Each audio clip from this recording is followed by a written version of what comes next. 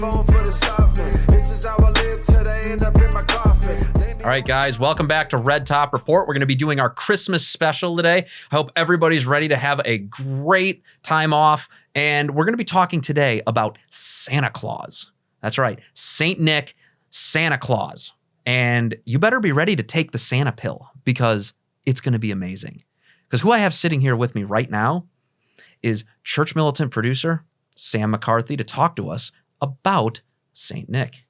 Joe, pleasure to be on the show. Ronan, thank you guys for having me. I'm really psyched to be here. Very excited to be talking about Santa Claus, my man. Yeah. So just to give you a little bit of context of what like prompted this episode, I had made this Facebook post in 2020 and it kind of went viral. So I just wanted to I'll just let me just read it out to everybody because I want to make sure everyone knows. People read it. A whole 5 people read it. We're talking about at least 1 like, and I think that's from me. So, but just taking a look, I liked it. Taking a look at it, you definitely did like it. So that's 2. We're going up in the world here. So this is my post. I say, take the Santa pill. 1, Saint Nicholas is Santa Claus, the patron saint of gift giving. 2, Santa is in heaven with God and can pray to him. 3, all good things come from God. 4, Santa can ask God to move the willing souls of humanity to give gifts on Christmas. 5, God can work through those willing to accept him to do good through them. 6, God would do this since it is good. Conclusion, Christmas gifts, in fact, come from Santa Claus. So get this. So all of these people out here, these disgusting Santa deniers. Barely even human. I think that they need to be. We never should have stopped burning people at the stake. Absolutely. We should have tied them up. We should have burned them like we did at Salem. Santa denial is the worst thing of all time. If you are a Santa denier, there is no God. If Santa deniers go to heaven, there is no God. There's few things more putrid than Santa denial. This notion that this is somehow some corporate conspiracy, that this is all advertising and marketing, this concept of Santa Claus, and suddenly all the parents just somehow are like in on it. All the presents just get all wrapped up the night beforehand, and they just show up under the... Who eats the cookies, Joe? Who eats the cookies? I don't know. And you know what? He's drinking real milk too, by the way. Anybody who leaves out soy milk, probably raw milk. Do you think anybody who leaves soy milk out for Santa gets any gifts in the morning? They get coal, Joe. I don't even think they get coal. I think Santa just kills them. That might be a bit far, but he might pull. It's questionable. I always wonder about these. Okay, we're getting off topic. He might pull an Arius and slap him a little bit. You know. Yeah, the old right hook of Saint Nicholas himself. Santa Claus is coming to town. That's right. Council of Nicaea. Just to give a little context on that, Saint Nicholas was arguing with Arius, who decided to say that Christ was not God. Not fully God. Yeah, not fully God. And in doing so, he hit him with a gigantic right hook and was actually imprisoned for it. Yes, he was. So yes, he was. Nicholas was he was bishop of Myra in the 4th century, so in the 300s. That's where we get as you know, the tradition of the gift giving comes from St. Nicholas, specifically there were 3 young women. Their father, they of course were as well, but their father was a devout, very pious Christian, and they fell on hard times.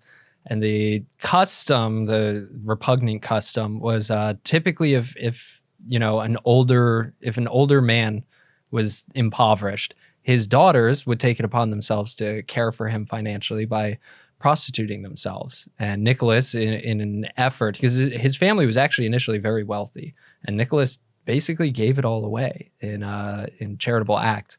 And Nicholas gathered together money, and he would drop the money down. This is where we get the idea. He'd crawl in through the window, set the money on the table, and once the local guards, the local Romans became aware of this, they wanted to try to stop him. They didn't want this whole, they were like, no, you can't just do that. He's got to earn his money. And so he had to come up with more and more creative ways to get the money to this family while escaping the guards. And so eventually he would drop it down the chimney into the fireplace. Yeah, and that's basically why he got this title of being the patron saint of gift giving. Exactly. He's probably, I would say, one of the most venerated saints of all time. Certainly one of the best known. He's exactly. I mean, there's got to be more prayers to Saint Nicholas than I would imagine any other saint, because there's one day a year where almost every young child in the entire world, with the exception of obviously a few, I know Jews celebrate Hanukkah. There's some African Americans that celebrate Kwanzaa, which is a fake holiday, by the way. It's not real. It was created like 100 years ago. It's bizarre. Christmas. It's the best holiday in the country.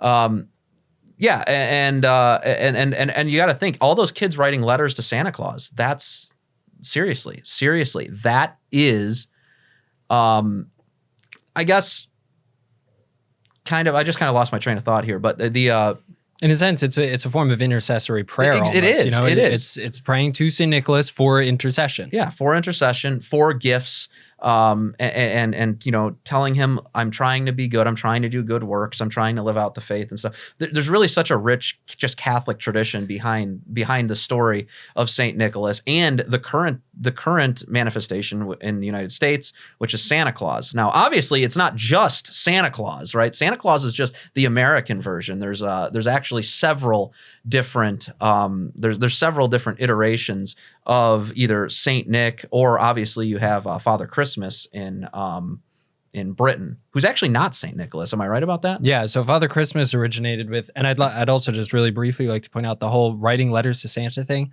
that finds its origins in Saint Nicholas as well. It was the old custom on Saint Nicholas's feast day to write a letter to Christ, to the Christ child, asking him for, blessings and, particular graces typically for the coming year. And you would leave those on Saint Nicholas feast day, you would leave those in your shoes by the fireplace, and Saint Nicholas would come and he'd take those letters to the Christ. It's literally intercessory prayer. Yeah. Going back to what you were just saying, Father Christmas is, he's thought of today as sort of the English version of Santa Claus. Nothing to do with Santa. He's adopted some of the attributes since late 1800s, the Victorian era. Originally, he originated in the mid to late 1500s, and it was supposed to be just a personification of Christmas. He had nothing to do with gift giving. He had nothing to do with, red and the fuzzy hat. One of the best depictions of him is actually in A Christmas Carol, the Ghost of Christmas Present.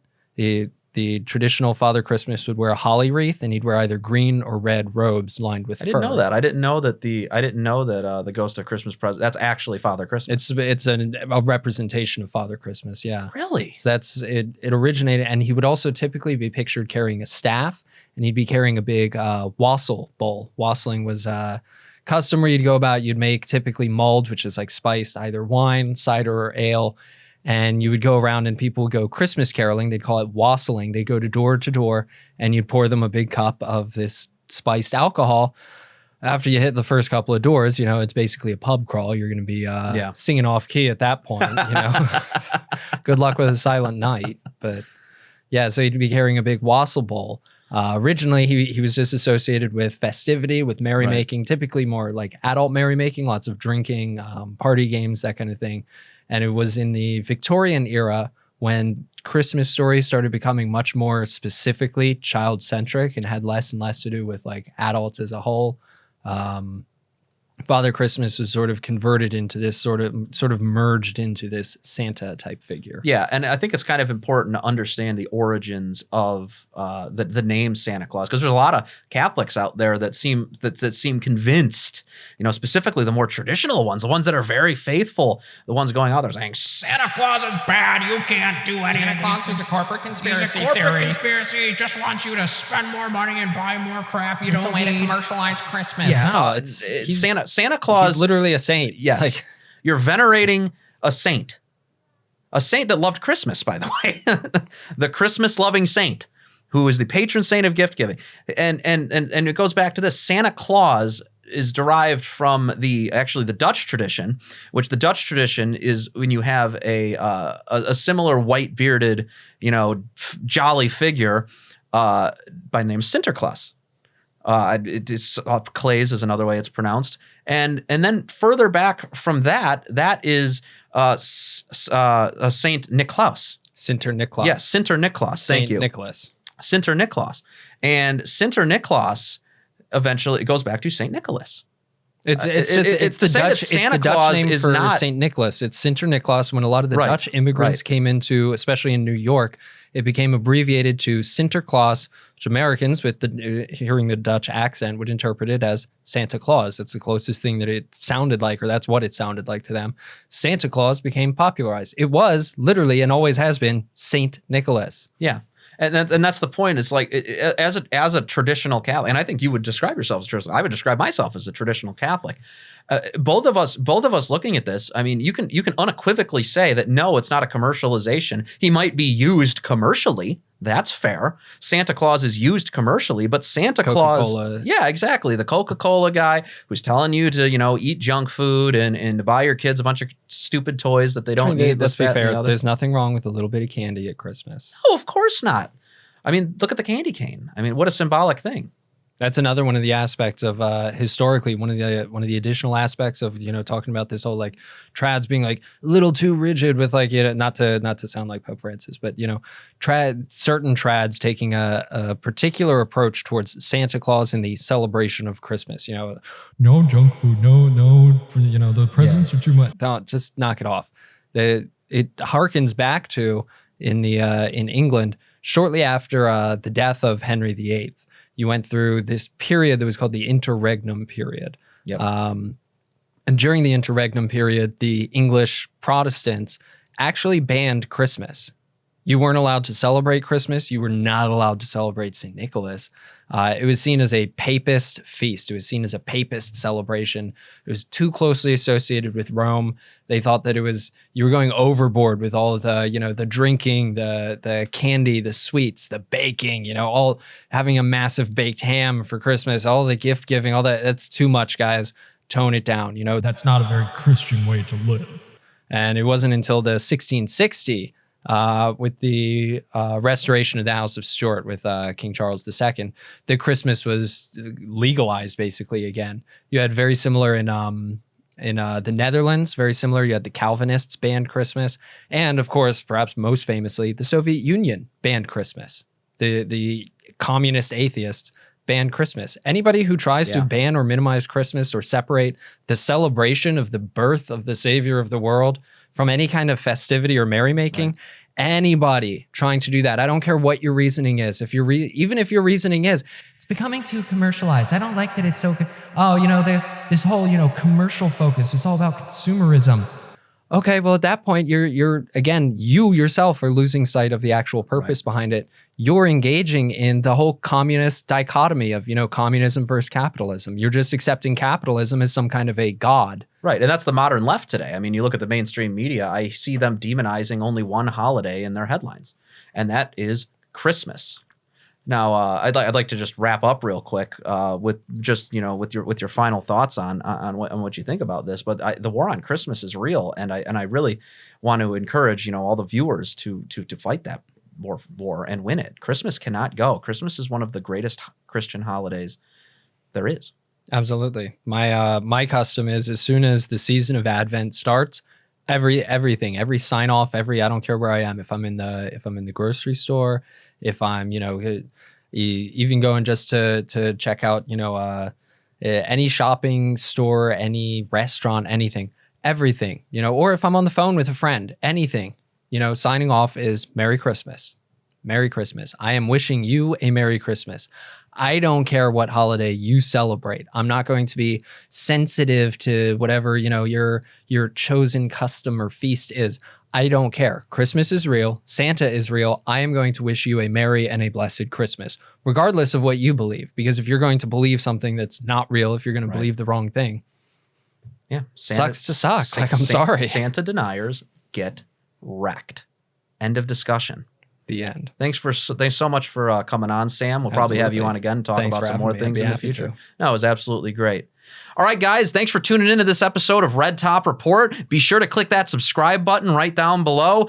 Throw Red Top Report in the search bar. Send it to your friends. Do all those things. And more importantly, as I said before, give us your money. You just couldn't stand to sit back with your feet up and watch the champ be in an accident.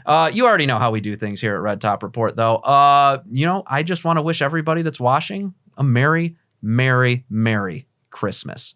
Best holiday in the world. And remember, Santa Claus is real.